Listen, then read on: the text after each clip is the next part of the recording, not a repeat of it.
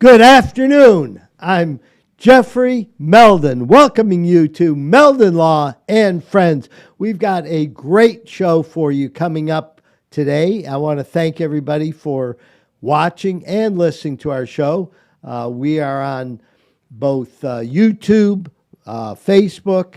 We're on 39 audio channels, and we've really had an incredible response. So I want to thank everybody who has been watching for the past 57 or 8 weeks, however long it's been. How long have we been on now, Evan? You know which show this is? 60, episode number 60. So we are working our way towards year 2, and we're very excited to have you on. As you know, Meldon Law gives away tickets for some of the sporting events and some of the exciting sporting events we are giving tickets away for is the upcoming Gasparilla Bowl, December 23rd at 7 p.m. in Tampa at Raymond James Stadium. And Meldon Law has a great package: 4 tickets to the Gasparilla Bowl, plus a $100 gift certificate to Spurrier's Gridiron Grill. All you have to do is go to our Facebook page, Meldon Law, to claim the tickets. We also have a basketball game coming up against Stony Brook, which should be a fun time. I think it's a week from Wednesday, 2 in the afternoon, so it's kind of a nice time if you're getting off a little early for Christmas, New Year's break. Take the family. We're giving away 4 tickets for the game and another package of 2 tickets. So just go to Meldon Law Facebook and you'll be able to check it out. And the other thing that's going on, we're in our 19th year now, getting ready to enter our 20th year on Law Talk Live on the Sky 97.3 every Saturday at 10:30. It's a great call-in show. We handle legal events. We deal with the Gators. And as the only official injury law firm partner of the Florida Gators, we really like to focus in on what's going on in the land of Gators. Of course, you know we have a new coach, Billy Napier, who is going to bring success long-term to the Gators.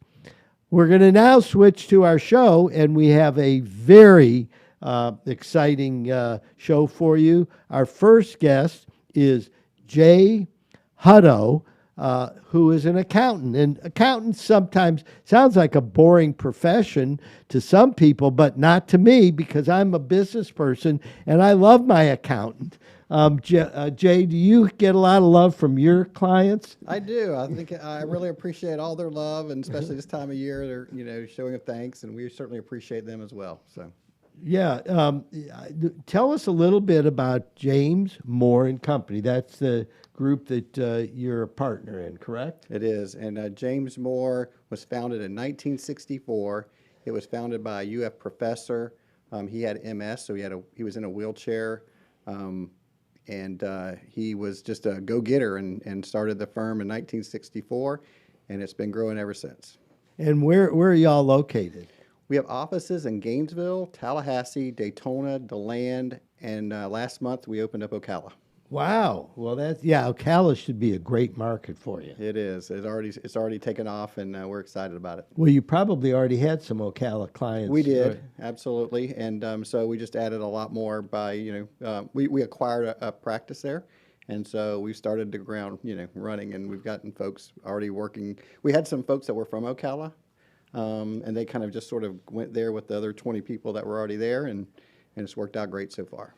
Well, that's exciting. Meldon Law just opened up a bricks and mortar office in Ocala June of this year, and our growth has been phenomenal. We've been in Ocala. We've been servicing the area for many, many years, and we always rented offices in the area, and finally we decided it was time to be in a very visible location right on 441. And I've seen it. Yeah. So I think Ocala, for those of you that are watching and listening, Ocala and Gainesville in many ways are one large community that are two very different communities. Right. Okay. And we're excited about that. Yeah, and it's cool. I mean, we're the university city, and Ocala is the horse capital of the world. And now they've got the World Equestrian Center. Have you been out there yet? We just made reservations. We'll be there next week.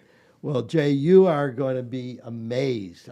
I call it the Disney World of the horse world. It's just absolutely phenomenal, and it's like they're only getting started. I was here when Disney World opened up 50 years ago, and I remember going to their opening weekend, and it blew me away how big it was. What they had then is about 5% of what it is now, Right. And I think that's what's going to be happening to the World Equestrian Center. This place is really, spectacular, and it affects the whole region, not just the city of Ocala. Mm-hmm. We're excited. And they're having, I guess, a Christmas spectacular going on, so we're looking forward to They're that going too to there. show up. Yeah. Well, now that you have an office, so tell us a little bit about where's the office in Gainesville located? So the Gainesville office is right near the Oaks Mall. It's 5931 Northwest First Place. So it's sort of at the kind of near the rear entrance of the mall. And then Ocala is just right downtown. Oh, great. Yeah, and Ocala's downtown is really neat. Christmas time, it's all lit up. There's lots going on.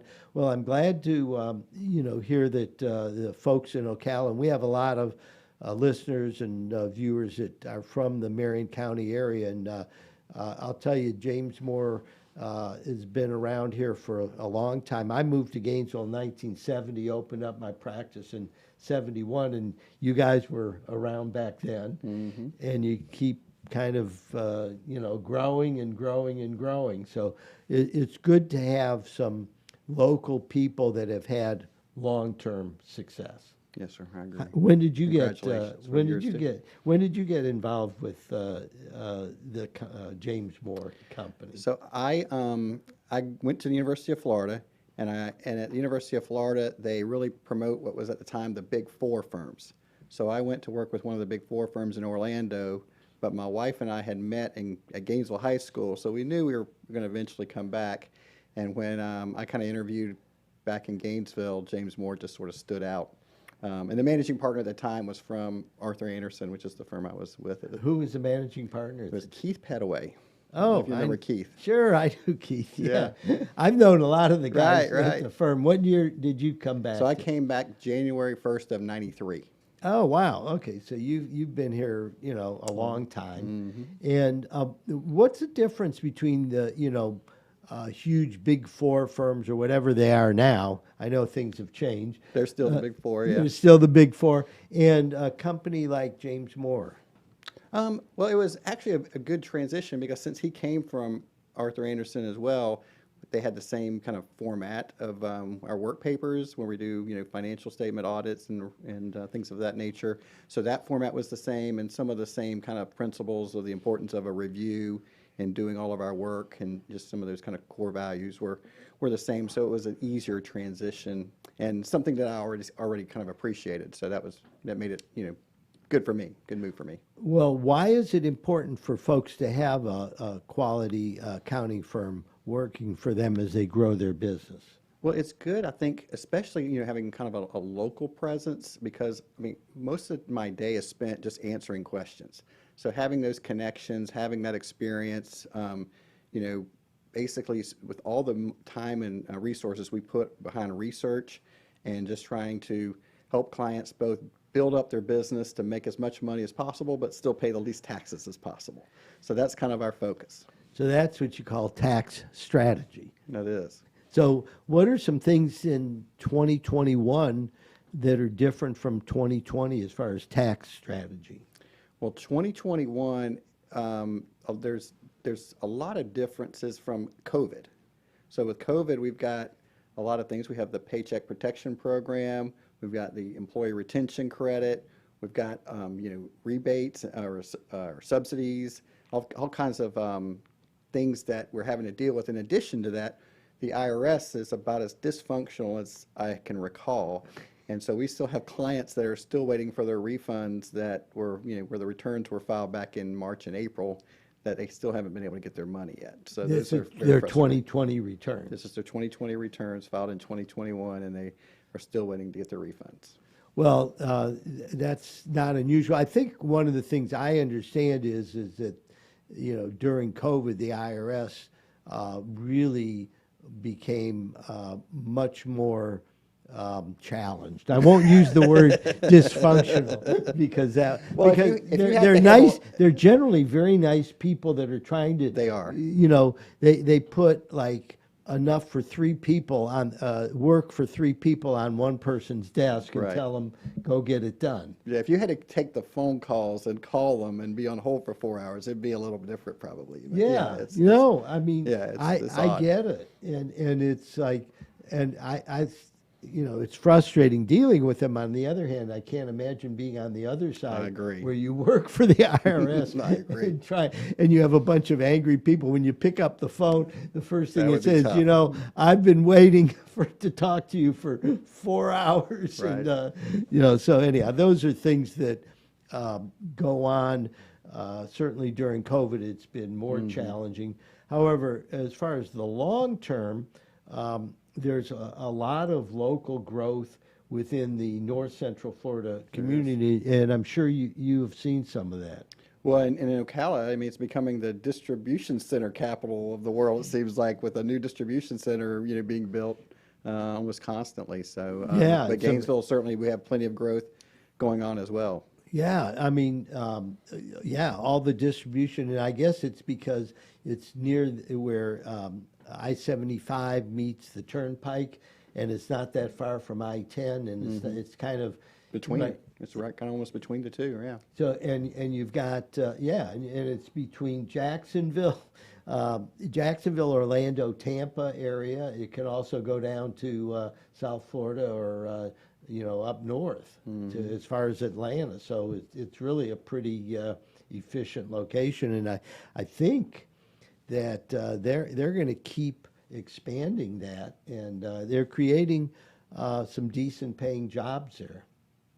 That's helpful too. And Alachua's had some of that, with the distribution centers. So we've had some of that in Alachua County as well. Yes, yeah. Before your time, the distribution center in Alachua was designed by IBM. They were going to put a 2,000-acre campus up in Alachua back in the early 1970s is when they bought that property and they planned it. And for the longest time, we kept trying to figure out whether IBM was going to be, the big dog in Gainesville and have 4, 5, or 6,000 employees here or more. And for several reasons, it didn't happen. But this was, like I said, in the 70s when you were just a kid running around in diapers. Well, I remember when IBM had the office right there off 43rd Street, and now it's been, 2 or 3 things since then, so yeah. Yes, yeah. Well, IBM has morphed as many businesses have and changed. Anyhow, I'm Jeffrey Meldon from Meldon Law, the founder of the firm. We are celebrating our 25th anniversary this year, and I'm here with Jay Hutto, who's are you the managing partner over there? No, we have a different managing partner. I'm a I focus on businesses, but I'm one of the partners. We have about 10 of Well, them. he's one of the partners at James Moore and Company. We're talking about all the stuff that accountants do, and we are going to be back in 60 seconds to follow up. We've got some great topics to discuss with Jay, and we'll see you back on Meldon Law and Friends. We are here at the University of Florida, where Albert and Alberta are competing in the Gator penalty shootout. Albert is ready to stop the shot at all costs. What a disaster! Luckily, Meldon Law is the only official law firm partner of the Florida Gators. If you have suffered any injury, do not worry, because Meldon Law is going to help you with your recovery. Meldon Law doesn't back down until they reach their goal. We still hear it. The sound of victory the joy of being part of something great. And while things may not be the same right now, we haven't gone anywhere. If you bleed orange and blue, then Meldon Law is the firm for you.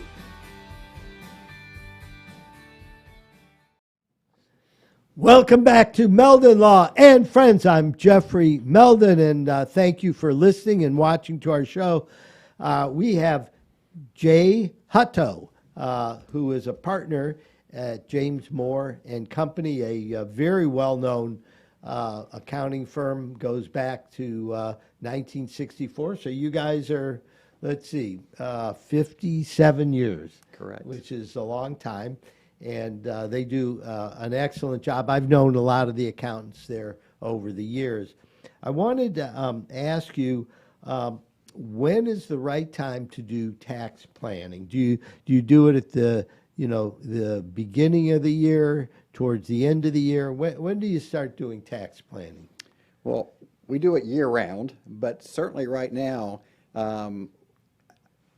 we're knee deep in tax planning, right? So the best time is at the end of the year when you can actually make changes that have an impact.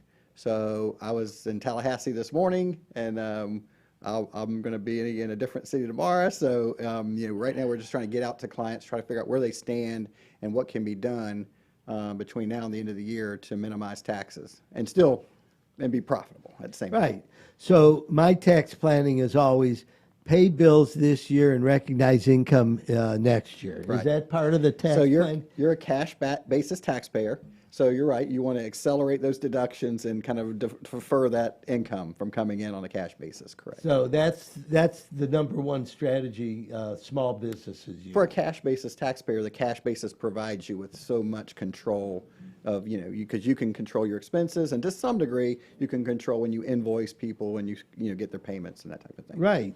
So anyhow, so that's something that, is anybody that is a small business, person and involved needs to talk to an accountant to figure out, okay, well, how does this work? What is the IRS going to do? Are there certain flags, like as far as that you help clients know, don't go over a certain percentage on writing off, meals and entertainment, because that's going to be a red flag for the IRS? We promote taking a deduction for everything you can possibly deduct, right?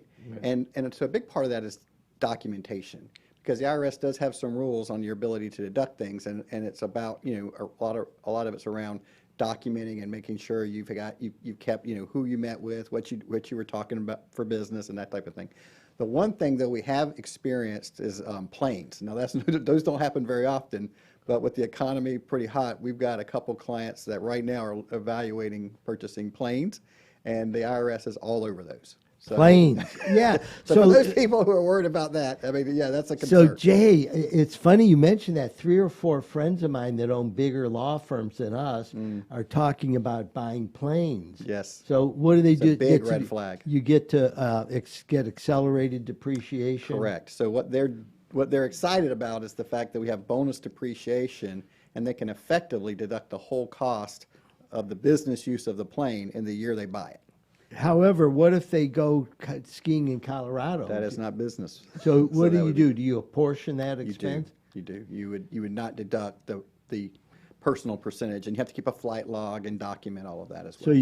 So what about these big executives that work for AT&T or some huge billion-dollar company, and they take trips to Colorado to go skiing? Do they have to declare that as income? So it's kind of back to what I was saying earlier, is that if they can document a business purpose, so if while they're out in Colorado, they're meeting with a business and they're transacting, legitimate business, then they can still deduct the trip. Oh, I see. So when I go to Mezzaluna and I see some bigwigs in the corner talking, they're presumably talking business. I got it. Okay. And then their, $127,000 vacation becomes a write-off. Well, at least the transportation to the meeting and back, right? I don't know about the rest of the trip, but the rest but of it. Oh, right. There's other. Everything's got to be business. Well, it's now. What about somebody who is works hard. They make, the family income with two incomes is 100,000 a year. What kind of tax planning and advice do you give to those kind of folks? Yeah, so in those cases, I mean, I'm a big fan of saving. I mean, I've seen, I've been through now multiple recessions and understand that, to survive some of those things, you've got to save, right? You've got to be prepared and those types of things. But in your personal life, I'm also a big fan of doing a personal financial statement, saving for retirement, and obviously, if you can put that money away, to some degree, you protect it from creditors, and at the same time, the earnings on that grow tax free. And so I have clients who have a lot of money in their retirement accounts, and I ask them, how did you do that? And they said effectively from day one, they paid themselves first into their retirement, and then they set up a systematic savings into some other investment vehicle, whether it's a savings account, CD, brokerage account, whatever, and they just were systematically good savers. But that retirement account is one of the best tax saving strategies. In addition to that, if you're itemizing your mortgage interest, your real estate taxes, your charitable contributions, all of that can be deducted, and then there is a little bit of an issue with SALT. So state and local taxes has a cap of $10,000. So the new tax law a few years ago limited that, and so I'm hoping with the new, we're going to get at least one piece of hopefully the new tax provisions that may come down the pike in the next year will release that restriction, so we can get people back to deducting, especially in Alachua County where taxes are high, get back to deducting their full taxes, and that type of thing. But there's other things you can deduct. Sales tax, you can deduct. If you have improvements to your home, you can take tax credits for that. Oh, you certainly can? There's benefits for college savings. My wife has completely renovated our house. Oh, absolutely. So what can I do with all of that? So there's for like doors and windows, insulation, HVAC, some of those things. You have to meet a certain energy efficient requirement, but there's a tax credit available for some of those home improvements. Oh, good. Okay. How about building a deck on the back? I don't recall that on the list. And how about a waterfall in the backyard? I don't recall that on the list as well. Anyhow. But it sounds nice. It sounds like a nice backyard. Yeah. Yes.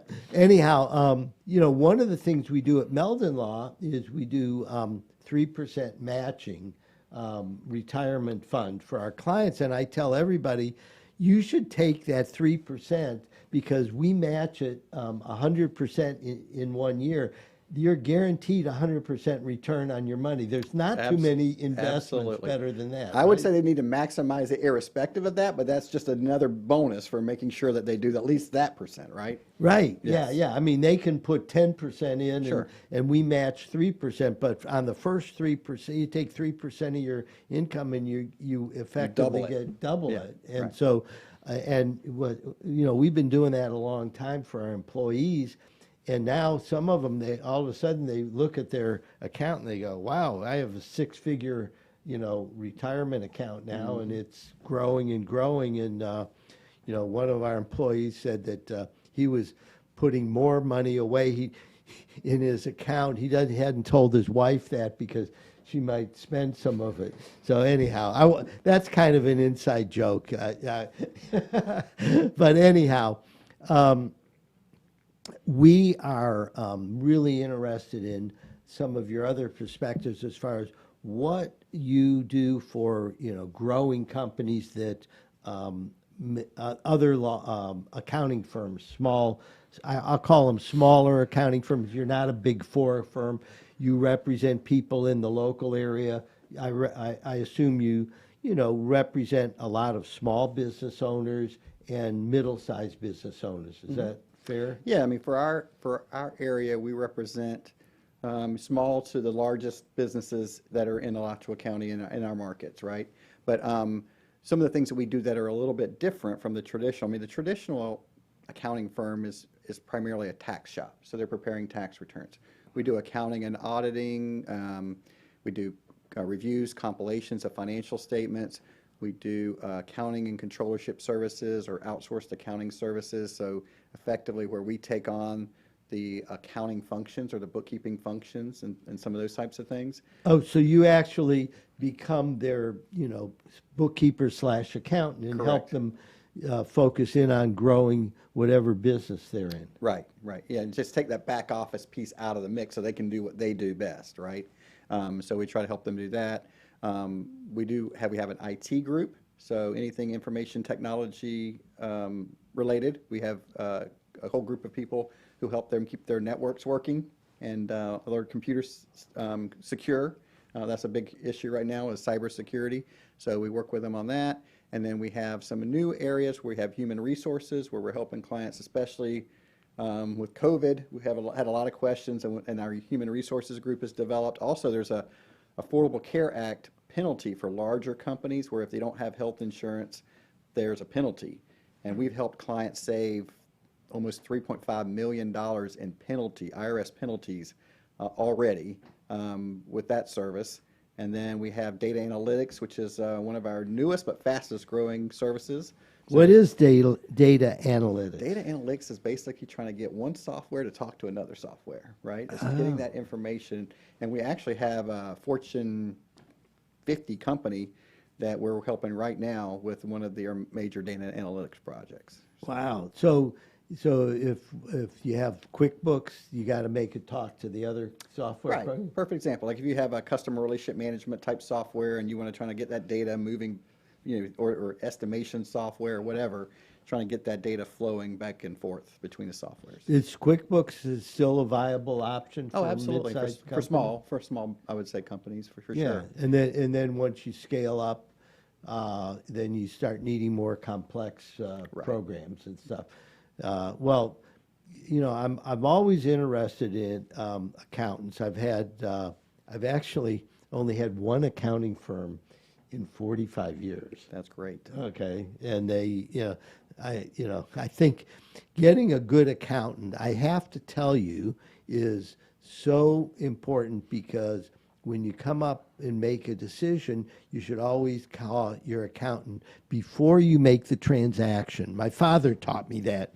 He said, in business, he said, a lot of people, they make a business decision as far as investing and things like that, and then they call their accountant and ask them, how's the best way to treat that? Right. We would prefer you call ahead of time, right? So, so here's the takeaway from today. Okay, you call Jay Hutto at James Moore and Company all over this North Central Florida region, and if you have an issue and you want his help, you call ahead of time, not after the fact, Exactly. and he will give you the strategy and the best way to do it. Absolutely. Thank you. I want to thank you very much for coming on the show, Jay. It's been a pleasure, and we look forward to having you back next year and giving us What's the Skinny in 2022. Thank you, and thank you for all Meldon Law does for our community. We appreciate it. Well, thank you very much, Jay. We will be back at Meldon Law and Friends in 3 minutes. So I'm Ron Farb, along with my wife Diane. I'm the founder, co-founder of the Climb for Cancer Foundation. We started the foundation in September of 2003, so we're 15 years old. Just a 2-person foundation with a wonderful board directing us, and found an unusual way of raising money to support these cancer families and the healthcare providers by climbing mountains and visiting exotic places around the world. Climbing is our vehicle for fundraising. It gives people an opportunity to come out of their comfort zone and do something extraordinary and do it for an amazing cause. Our climbs, I look at them as a metaphor for climbing through the obstacles of the disease. That's what makes the climb so special to me and to most of the people that I take. I meet children, I meet adults all the time that climb Mount Everest every day of their lives. And that's what makes the climb so special for me. I'm Diane Farb, and I am one of the co-founders of the Climb for Cancer Foundation, along with my husband, Ron. The community needs that Climb for Cancer meets includes everything from providing gas cards for cancer patients to get to treatment, food vouchers so that they can have a meal while they're getting treatment, and then also lodging if they need it, if they're coming from a long distance. We also support programs like the Butterfly Connection, which allows cancer patients and their caregivers to go to the butterfly rainforest free of charge. We provide a sports camp for cancer kids and their siblings every year to provide them with activities that they can take part in and have a day where they can just have fun and forget about their cancer. We have a horticulture therapy program at Wilmot Gardens, which is a beautiful garden with an amazing greenhouse, and it's kind of like arts and medicine. They can put their hands in dirt and it's stress relieving. We also provide assistance to the Arts and Medicine program, which is an amazing program here at UF Health Shands Hospital. So we have a great variety of programs that we support. The program that I think resonates most with our donors, and the one that we're most proud of, is called Harriet's Helping Hand, named after my sister, who I lost to cancer. And it provides financial assistance in the form of gas cards for families that are coming from long distances to Shands for treatment, food vouchers so that families don't have to eat leftovers off of patient trays, some lodging assistance and what have you. It's a program that people can feel and touch, and we've had many people that don't have a lot of money and say they don't donate because they don't think the little bit of money they have is going to make a difference. But when you talk about a $5 food voucher or a $20 gas card, that's something that anybody can afford. Climb for Cancer could do so much if we had more donations. The resources are finite, but the need is infinite, and we could help so many more patients if we could raise more money.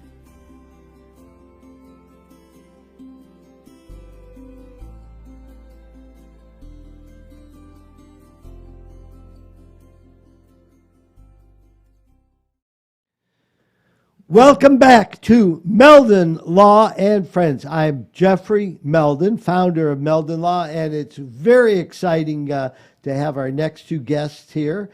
I want to do a little housekeeping. We've got a great ticket giveaway package for the upcoming Gasparilla Bowl, where the University of Florida is playing University of Central Florida. We didn't think we were going to play them for another 3 years, but apparently the football gods decided we had to play them sooner, and it's a sellout. So I guess it's a big game.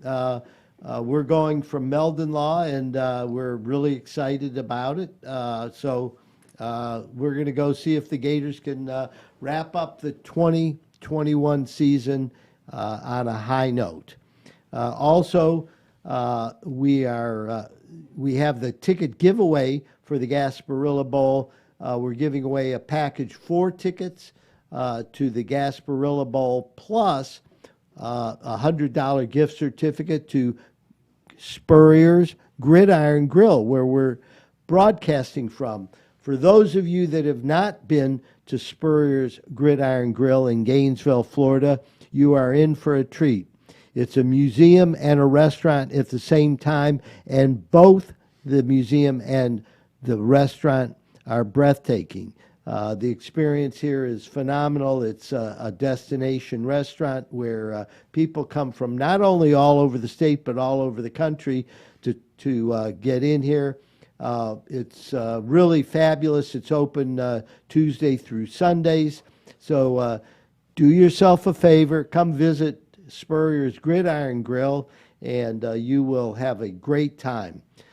In addition, we're giving away basketball tickets, Stony Brook, next Wednesday. That's a week from tomorrow. I think it's December 22 at 2 p.m.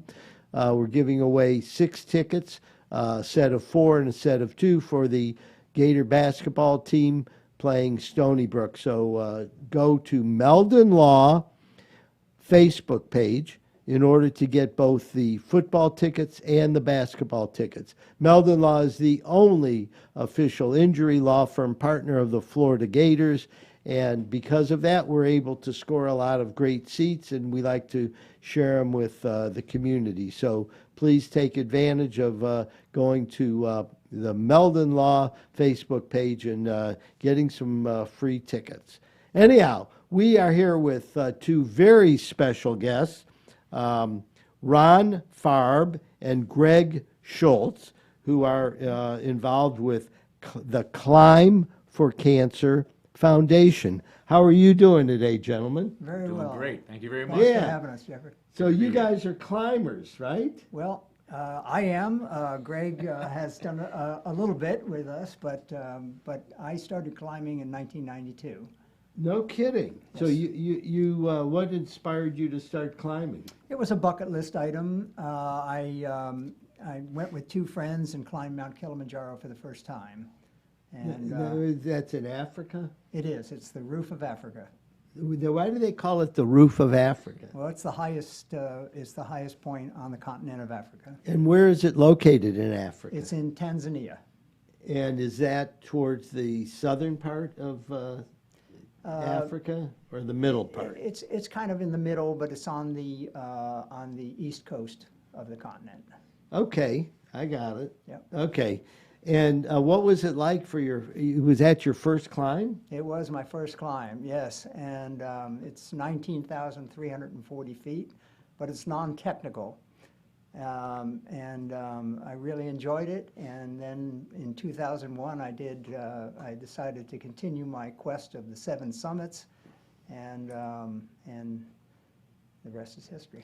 So when you say non-technical, that means you're not swinging from ropes? You're not swinging from ropes. Okay. No. You're just following a guide up a path. Okay, Up the mountain. so I've been a snow skier for 42 years, right? Yes, sir. And when I get up to 11 or 12,000 feet, like I get winded, and I do cardio and all that. How do you do 19,000 feet? Well, actually, I'm somewhat of a genetic freak. I process red blood cells very efficiently, which carries the oxygen, and I've never had a problem with altitude at all. I've actually been on Everest, which is 10,000 feet higher than Kilimanjaro, Without oxygen? without oxygen. Well, you are a freak. I mean, in a good way. I mean, it's like, because, like I said, I'm used to, I've in Breckenridge, when we get up to higher altitudes, we're maybe at 12,000 feet, and it's definitely different. What percentage of the people in the world can process oxygen like you do? I'm not sure, but it can't be that many. It just, I'm from New Jersey. I live in Florida. I can't explain it, but just the luck of the draw. How did you discover that you had this amazing ability? Well, it was on Kilimanjaro. I just was with two friends. They were struggling, and I had no problems. And I said, well, I enjoyed it. I don't have a problem, and let me see if I can actually raise some money by doing the climbs. Have you ever been analyzed? Has a doctor ever told you Well, that? actually, my wife gave me the experience of the VO2 max test at the orthopedic center, and they had the treadmill raised full bore, and finally told me to get off the thing before I broke it. So that's how they determined that you could go, for a long distance up high, Yes. and not Yes. get winded. Exactly. Okay, well, I think you're very lucky, because I think that's a good thing, right? Well, it has been. It's given me that vehicle for fundraising. So after you did Kilimanjaro in Tanzania on the east coast of Africa, Yes. okay, you then ventured to, did you say Everest? Well, it was a process. From 1992 to 2001, the only climbs that I did were domestic climbs, Mount Rainier, Mount Hood, what have you, some peaks in Colorado. And then in 2000. Now, were those technical climbs? at all? No, not technical at all. But still, Mount Rainier is a difficult mountain because storms come off of the Pacific, and That's it's in Washington State? state of Washington, yes, sir. But then in 2001, I decided to continue my quest of the 7 summits and went down to Argentina and did a mountain called Aconcagua, which is the highest mountain in South America, 23,000 feet. And then from there to Denali in Alaska, the highest in North America. And then How tall is that's 20,320. 20,000? So it's one But of it's the, a world-class climb. It's a very technical climb. And then to the country of Georgia, where I climbed the highest mountain on the European continent. And then in 2005, Everest.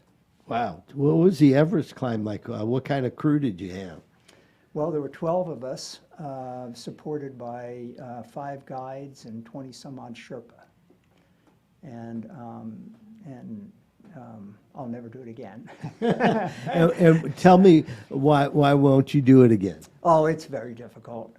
It's people don't realize how long it takes. I was on the mountain for 67 days.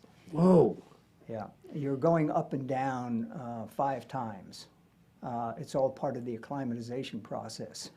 So it takes a long time, and you really have to, keep your head in the game. And it's a mountain of severe weather change, and you'll have 20 some odd avalanches a day, and it's just extremely difficult. Right. So I was watching a documentary recently about this super climber who climbed all the world's tallest mountains in 7 or 8 months. We watched it last week. 14 peaks. 14 peaks. Yeah, he did all 14 of the 8,000-meter peaks in 6 months and 6 days, which is mind-boggling. I can't even comprehend it. It's like, racing. And in the documentary, it said he even was slowed down because he had to go rescue somebody on one of the Absolutely, climbs. that's right. He did. Otherwise, he would have done it a few days in less faster. time. Yes. And he's like a superhero, I think, from Nepal, maybe? Yes, he's Nepalese. So the advantage he has is he doesn't have to acclimatize. He's gone through adaptation over centuries, those people. So that's an advantage that they have over, because they live at very high altitude, that advantage they have over Westerners like us.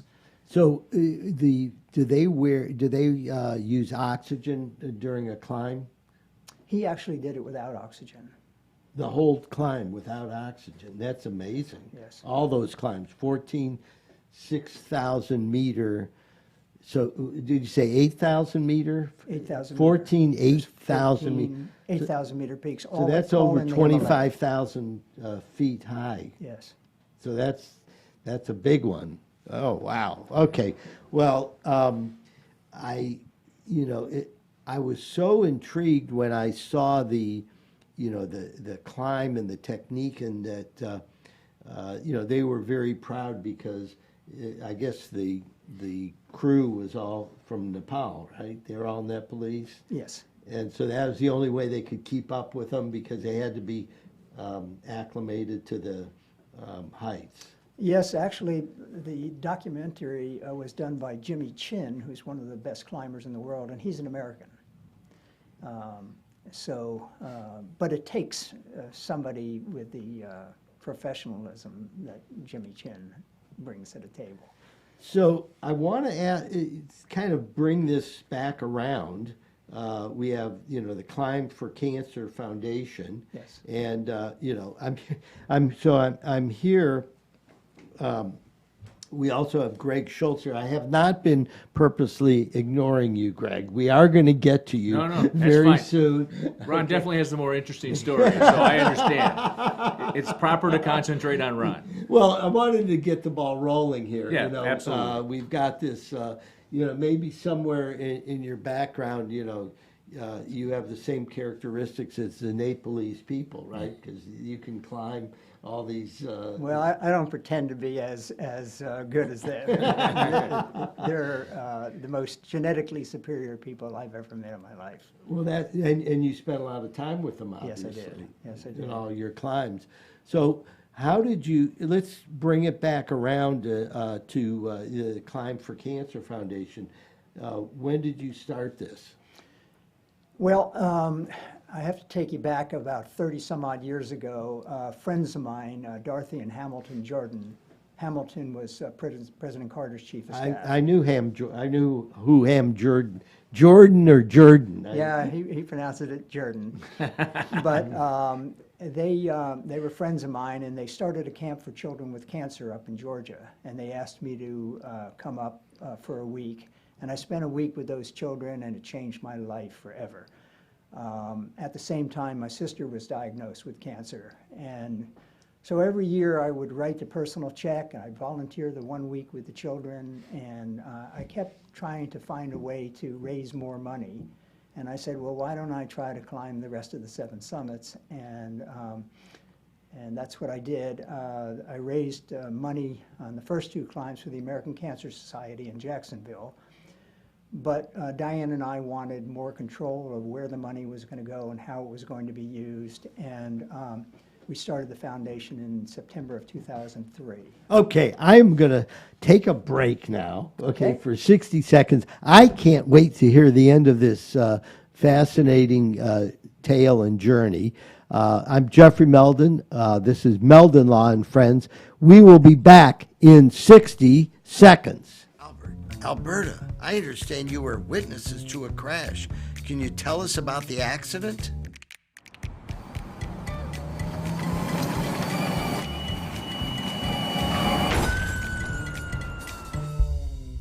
When you're in a crash, it's important to get witness statements immediately after the accident.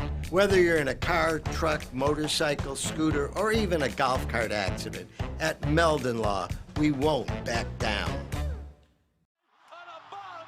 We still hear it.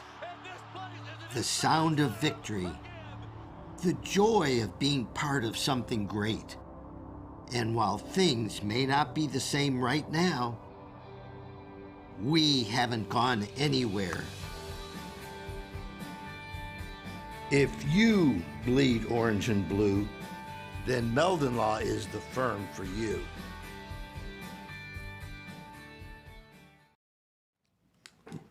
Welcome back to Meldon Law Friends. I am Jeffrey Meldon, hosting Meldon Law Friends. Thank you very much for watching and listening our show. We have 2 exceptional guests with us now, Ron Farb and Greg Schultz from the Climb for Cancer Foundation.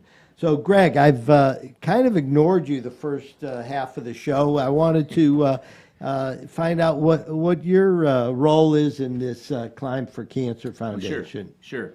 So I actually met Ron back in the fall of 2018. We did an American Heart walk, and we just hit it off. We walked the whole time, and he started talking to me a little bit about the foundation, and we just run into each other, and he eventually invited me to join the board. And then I did my first hike. We went to the Inca Trail in Machu Picchu. We did that in June of 2019. And I just fell in love with the whole, hiking process. It was a non-technical hike, but it was challenging. And of course, with the camping and everything else that's involved with that, it was a great thing. And so we've done some other hikes on top of that, and I really enjoy it. I like, the challenge of it. I love the fact that, when you talk about the hiking challenges, the mountain challenges, it's very similar to, the journey that a cancer patient has to go through. It's very difficult. Getting through the cancer therapy, the treatments, and hiking is very similar to that. So there's a little bit of a sacrifice, shared sacrifice in that, if you will, and raising money to, help these patients out through their journey is something that I really have really enjoyed.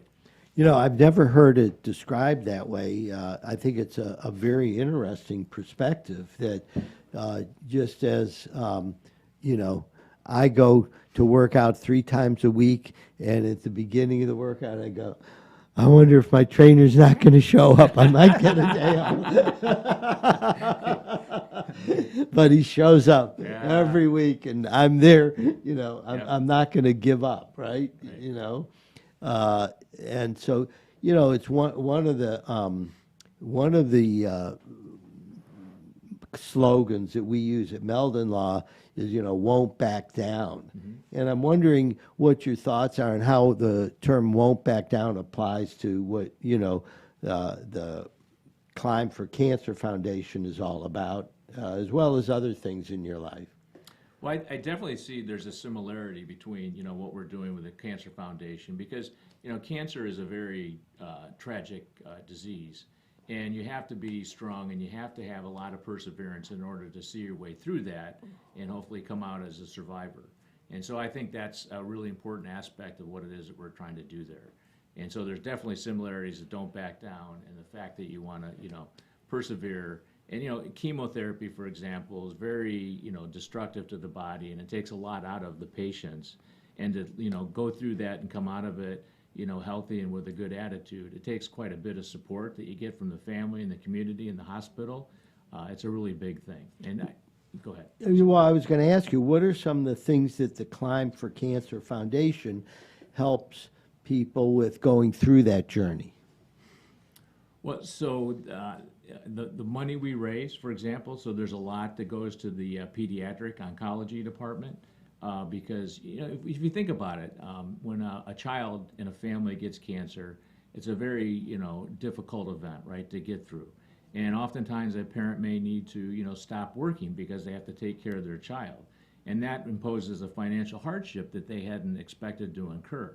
And so for the money that we raise, for example, we'll come up with gas vouchers, we'll come up with meal vouchers, we'll provide housing, so that the patients, can, and their families can actually come to Gainesville and get the treatment necessary to get their children healthy, their child healthy. We had the director of the Ronald McDonald Foundation, Sherry. Yeah, she was our guest a few weeks ago, and she was explaining what it's like. I mean, when you have a child with cancer, you drop everything and you seek help. And in Gainesville, this is a major center for helping children and adults overcome the challenges involved with cancer.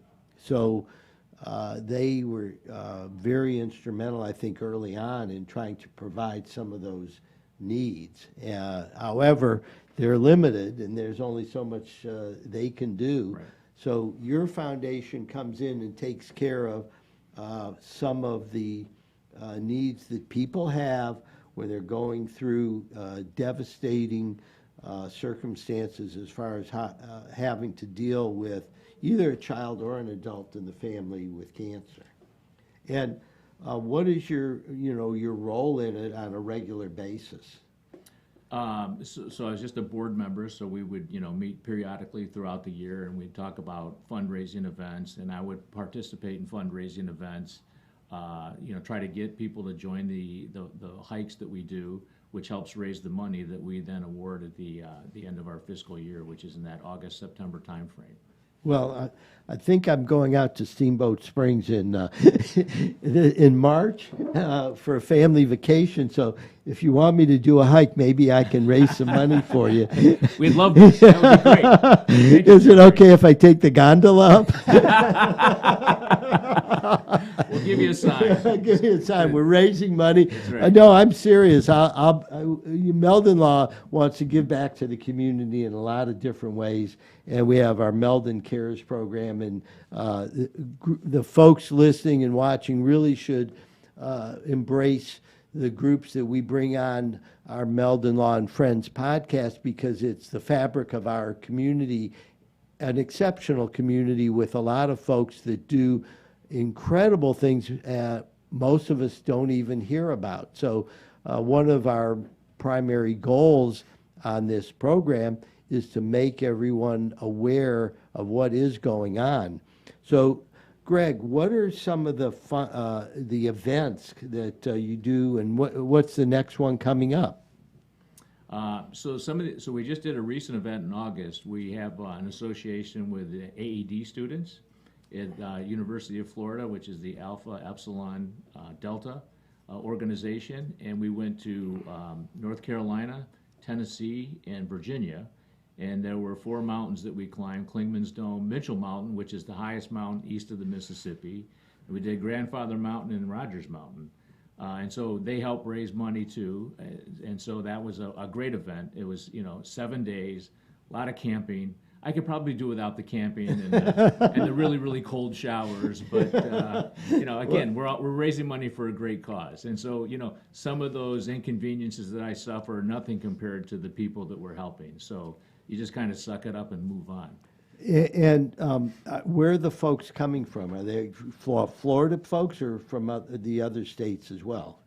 The majority of them are from Florida, if I'm not mistaken. They live Alpha in Florida. Epsilon Delta is the Pre-Health Honor Society here at UF. It's actually a national organization, but the club here is the largest in the country. They have about 260, 270 members. And they selected the Climb for Cancer Foundation as one of the recipients of their philanthropy. And so I take them on trips. We were doing some international trips with them, but COVID shut that down. But we still take them on the trip up to North Carolina. And we'll have a canoe trip coming up in a couple of weeks on the Swanee River. And they raise about $20,000 a year for us. Oh, that's great. Yeah, it's wonderful. I love the young energy they have. Yeah, so you've got the Swanee River trip, and then you've also, next summer, presumably you'll have the North Carolina trip again? That's right. And then also we've sort of shifted our emphasis from climbs to adventure trips. So I take normal people on wonderful adventure trips around the world. We have a trip to Iceland coming up in May, and a trip in next November to Bolivia, Chile, and Easter Island. And love to have you on one of our trips, Jerry. I'm interested. My wife Patricia and I love to travel, and we were going all over, and the idea of going to some remote places that we haven't been to. I haven't been to Iceland. I imagine just walking through the snow there would be challenging. Is that part of the trip? Actually, the weather should be fairly mild in May, so I don't believe we will be on a glacier one day, but and there is some hiking, but we're just going to go look at geysers and volcanoes and waterfalls, and just going to be a wonderful trip. Yeah, I know that it's been really a lot of my friends have been going to Iceland. It seems to be a more popular destination the last 10 years than it was before. It is, yes. And it would be remiss of me, since we're plugging Iceland, I'm taking a group to the Galapagos Islands and also the Napo River, the Amazon forest. So we're doing that later this spring. And so that's another great trip. You can either do one or both legs. And so I'm looking forward to doing that. Okay, we just have a minute left on the show. Would like you gentlemen to tell everybody how to contact you and how to get involved if they would like to participate in helping the Climb for Cancer Foundation. Sure. Our website is climbforcancerfoundation.org, and we have our trips listed on the website, and we take about 12 to 14 per trip, so they're small groups, and it's an upscale trip. And we have Facebook, Twitter, Instagram, so it's a climbforcancerfoundation.org, or just put in Climb for Cancer Foundation and Google it, and you'll find it. And Yes, sir. it's really been great having Greg and Ron here today to educate us a little bit about some of the things that are going on as far as helping cancer victims who are being challenged and are overcoming a lot of difficult adversity. So thank you very much, gentlemen, for joining us today, and we look forward to having you on again. Jeffrey, thank you so much. We Okay. certainly Jeffrey, appreciate it. Appreciate it. Pleasure. Yes. Thank you very much for listening and watching Meldon Law and Friends, and we'll be back next Tuesday with another edition of Meldon Law and Friends.